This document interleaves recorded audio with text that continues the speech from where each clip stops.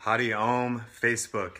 I want to talk to you today about something I've been envisioning lately, which is what the future of the economy is going to look like. And we're in the first throes of it right now.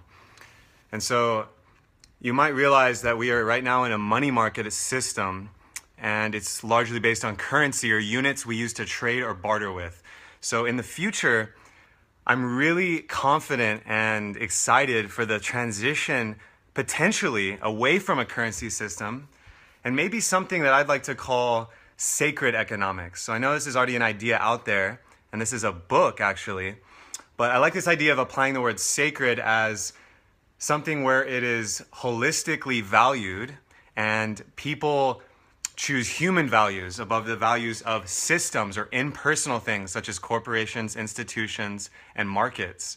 So this idea basically of the future of the economy is about post-scarcity. So currently we've been based on a scarcity model. And so scarcity means that if there's a small amount of something, a small supply, we want a large demand, right? And there's this relationship that happens, right? And this is how we currently are. So up until now, we've been based on that. So in a post-scarcity economy, a lot of the scarcity around basic needs such as clean water, food, shelter, and cheap living goods that we need to have a baseline level of existence, not a first world level where we're super, bathed in luxuries and amenities, but a baseline level. A post-scarcity economy could look something like a living wage. So you see a lot of Nordic countries talking about a living wage, which is assigning a basic wage to people. And it's different than socialism. It's not like you're socializing and give everybody a base level of existence. There's a living wage, and you have to apply, you have to meet criterion, and it'd be different based on children, based on your job, your skill set, your history, etc.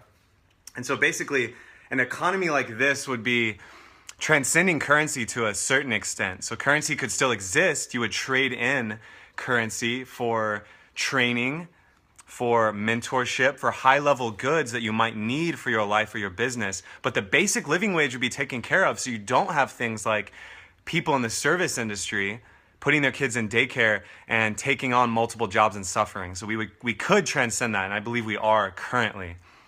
The next thing is open sourcing technology and economy. So open source means that you're transparent. You tell people how the market works and you provide them the same resources that you use to create it. This idea has gotten off in the tech world, but there's another great buzzword, and that's access abundance. So what if we open sourced access abundance? And so the abundance of a world where automation, technology, robots, 3D printers are making a lot of base living goods and basic home structures, as well as potentially growing delicious organic food for us.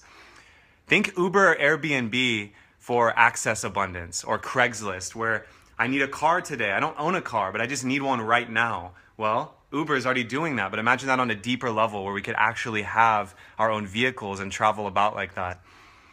So the next kind of level of this, and if you're familiar with any of the Zeitgeist films or that movement, you may have heard the name of Jacques Fresco. So Jacques Fresco is an industrial designer, architect, philosopher. He's in his 90s now, and he's based out of Florida with the Venus Project. But anyway, he talks about something called the resource-based economy. So this is a kind of a higher level of this, which is trading resources instead of currency. So we really get a systemized look with obviously a massive computer interface, maybe an artificial intelligence, of what resources are where on the planet and where do they need to go in order that we can network up this nervous system and then the circulatory system so everyone has abundance. And so a resource-based economy, it makes a lot more sense actually. There aren't things like fractional reserve banking or investment-based commodity trading. It's more like, what do we have, what do we need, and how do we best get it to people to create that access abundance? Do you realize that the paper money in your wallet, you can't eat it, you can't build a shelter out of it? What good is it? It's actually standing in for something. By the way, it's no longer backed by gold. I'll let you go on that rabbit hole if you want to Google that. It's really just a symbol. So 3D printers.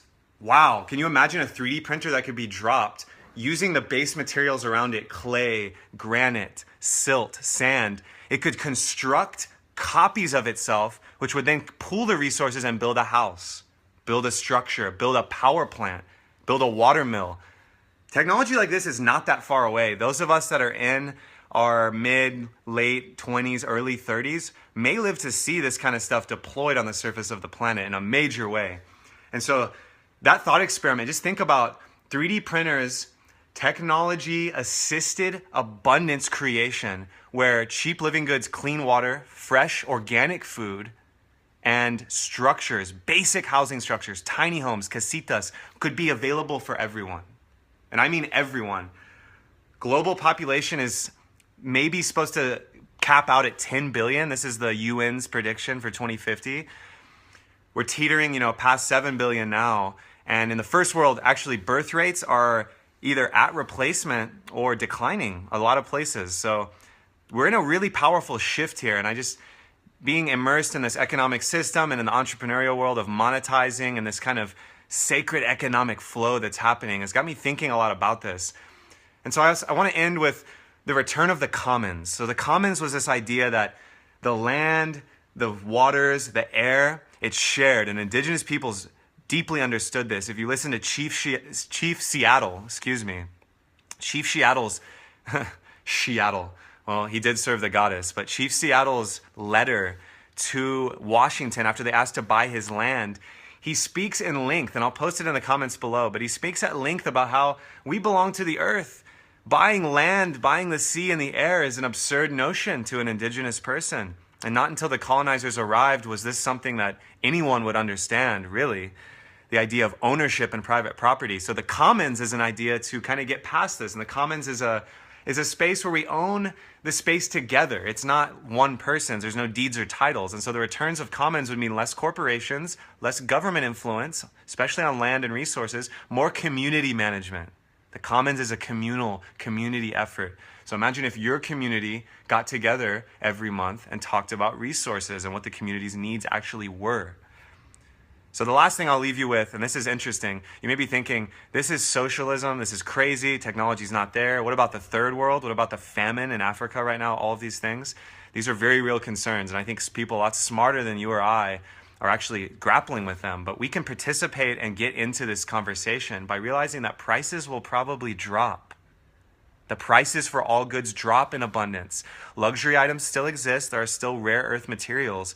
However, the basic living wage will drop, and the economy will shift towards design instead of productivity. It will shift towards a qualitative approach instead of pragmatism at all costs.